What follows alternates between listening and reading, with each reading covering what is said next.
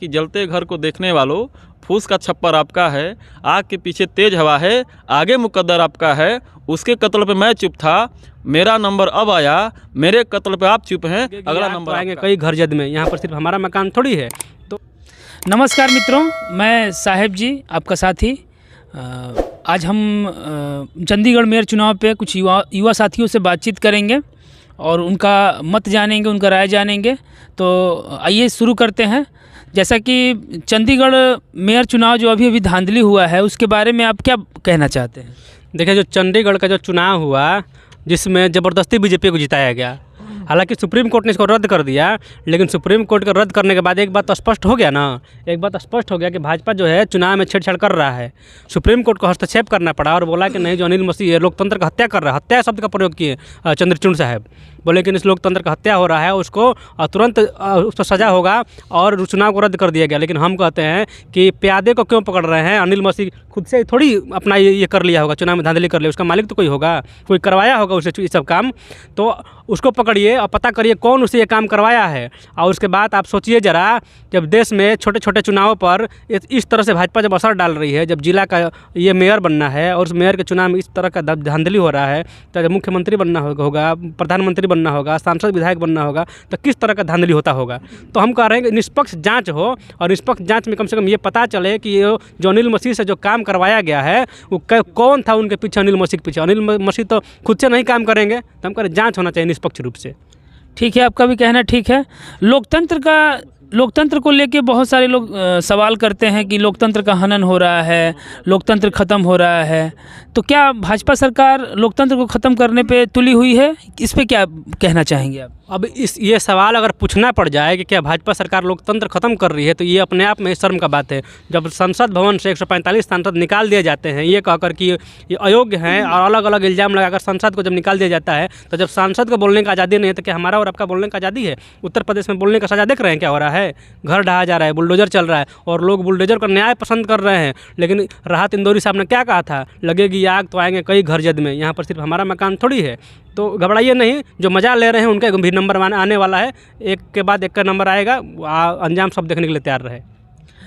अगले युवा साथी हैं जो हमारे, इनको मैं पूछना चाहूँगा कि जो अभी अनिल मसीह पे जो जिस अनुच्छेद के तहत मुकदमा दायर किया गया है, उस अनुच्छेद के बारे में हमें बताएंगे कुछ? जी, बहुत बहुत धन्यवाद आपका। चंडीगढ़ मेयर चुनाव को तो इसमें हम सुप्रीम कोर्ट को बहुत बहुत बधाई, सुप्रीम कोर्ट बधाई के पात्र है और बहुत बहुत हम बधाई भी देंगे। हम पेशे से भी एक अधिवक्ता हैं, मेरा नाम सरफराज शफी, सिविल कोर्ट में अधिवक्ता भी हैं।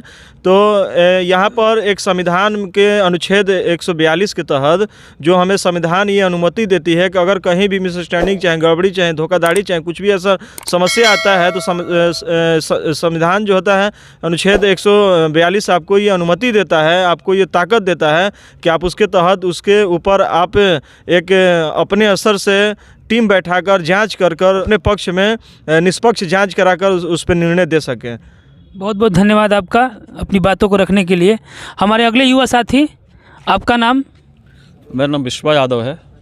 जैसा कि सुप्रीम कोर्ट ने अभी अपने सख्ती का बहुत अच्छा प्रयोग किया, अनिल मसीह जो थे उन्होंने बैलेट पेपर के साथ छेड़छाड़ की, तो कहीं ना कहीं ये दर्शाता है कि वो आने वाले समय में भी ऐसी बातें हो सकती हैं। तो ईवीएम और बैलेट पेपर को लेकर जो झगड़ा चल रहा है, जो आंदोलन चल रहा है, उस पर आप क्या कहना चाहेंगे? बहुत बहुत शुक्रिया आपका। देखिए, सबसे पहली बात तो यह है कि हम जिस देश में रहते हैं उसका नाम भारत है और भारत को दुनिया में लोकतंत्र की जननी माना जाता है।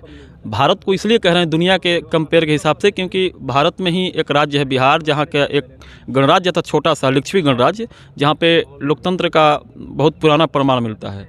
तो लोकतंत्र के इतने बड़े इतिहास को हमने संजो कर रखा है और उस देश में जब इस तरह की घटनाएं होती है तो हमें ये कहने में कोई दिक्कत नहीं है कि लोकतंत्र की हत्या की जा रही है।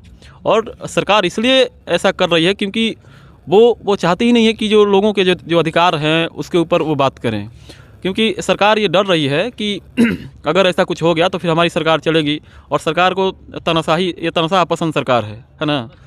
जैसा कि बहुत बहुत धन्यवाद आपका। जैसा कि अगला सवाल है मेरा कि जैसे कि जो भी सुप्रीम कोर्ट जो प्यांदों को पकड़ रही है, उसके पीछे कहीं ना कहीं कोई कल्पिट रहा होगा, कोई बड़ा अधिकारी रहा होगा या कोई रहा होगा।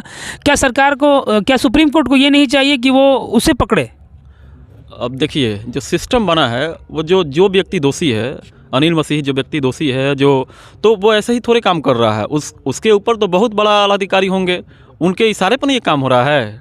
उसको कहा गया वैसा इस करने के लिए, और निश्चित रूप से इसमें कोई नहीं है तो केवल भाजपा के लोग होंगे, भाजपा के मंत्री, भाजपा के विधायक, चाहे भाजपा की सरकार है पूरी तरह से काम करवा रही, क्योंकि जो मेयर जिताया गया वो भाजपा का आदमी था। तो सरकार के इशारे पर काम हो रहा है, इसमें कहाँ दो राय है? इसमें कोई दो राय है? लेकिन जनता अगर इस चीज़ को दूसरे तरीके से ले रही है, और बहुत सारे लोग जो बीजेपी के लोग जो खुश हैं आज के दौर में, जो उनके समर्थक हैं, तो हम लोग क्या ही कहें। बहुत बहुत धन्यवाद आएगा, मैं बता देता हूँ। बहुत बहुत धन्यवाद आपका हमारे साथ जुड़ने के लिए। एक शायरी है, किसी ने कहा था कि जलते घर को देखने वालों, फूस का छप्पर आपका है, आग के पीछे तेज हवा है, आगे मुकद्दर आपका है, उसके कत्ल पे मैं चुप था, मेरा नंबर अब आया, मेरे कत्ल पे आप चुप हैं, अगला नंबर आपका है। तो देखिए, बहुत बहुत धन्यवाद आप लोग का हमारे साथ जुड़ने के लिए। और जैसा कि आप लोग सुन रहे थे हमारे युवा साथियों को, जिन्होंने अपने शेरो शायरी के माध्यम से अपने वक्तव्य को आपके सामने रखा। हमारे चैनल के साथ जुड़ने के लिए आपका बहुत बहुत